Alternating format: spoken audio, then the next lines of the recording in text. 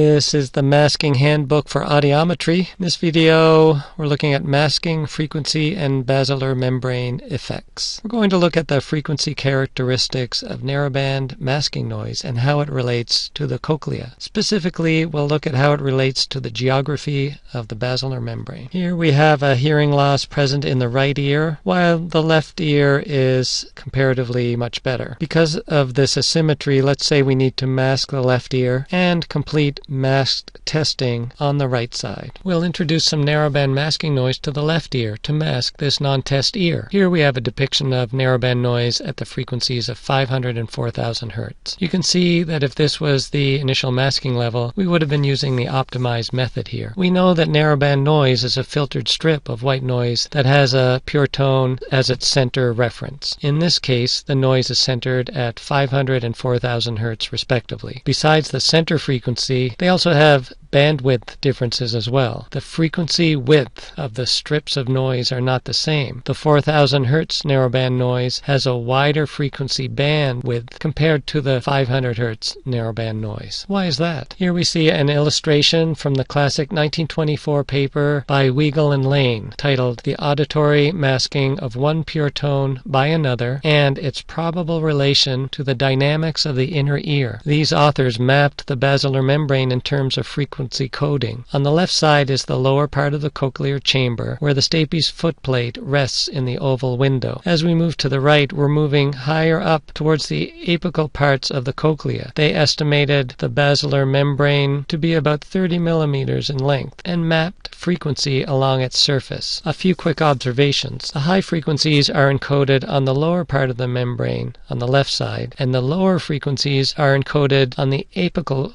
higher parts of the membrane. Also, at the 15 millimeter mark, about halfway, is the region responsible for 1000 Hz. We see, therefore, that about half the membrane is responsible for a wide frequency range from 1000 to 15,000 Hz, while the other half of the membrane is responsible for a smaller range of frequencies, from 1000 Hz down to very low frequencies like 30 or 60 Hz. The frequency range from 0 Hz to 1000 Hz, therefore, takes up about half the real estate of the basilar membrane. The essential Harvey Fletcher from Bell Telephone Labs cited Weigel and Lane as inspirations and referenced their paper in several of his works, including the famous paper from 1940 called Auditory Patterns. In this, Fletcher proposed the critical band theory that stipulated that a wideband white noise would not be required to mask a pure tone. Only a strip of noise, that is, a narrow band of noise, would be necessary. This image suggests that masking a 500 Hz tone would require a band of noise that encompassed a frequency range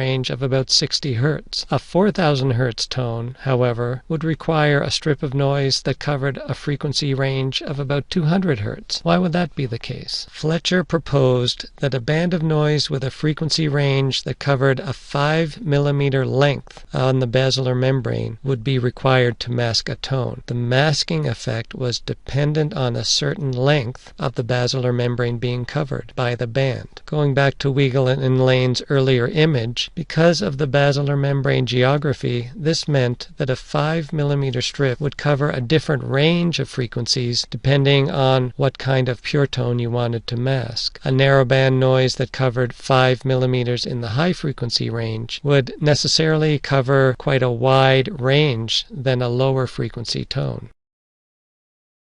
Here we see a depiction of a narrowband noise that would mask a 4000 Hz tone and one that would mask a 500 Hz tone. The first covers from about 2500 to 6000 Hz, a narrowband noise with a frequency range of 3500 Hz. The second covers from 300 to 800 Hz, a frequency range of 500 Hz. In order to cover the 5 millimeter strip of basilar membrane geography, different narrowband noise widths are required. This is the Masking Handbook for Audiometry. If you liked this video, you'll love the handbook. For more resources on masking and to learn how to purchase the book, check out maskinghandbook.com.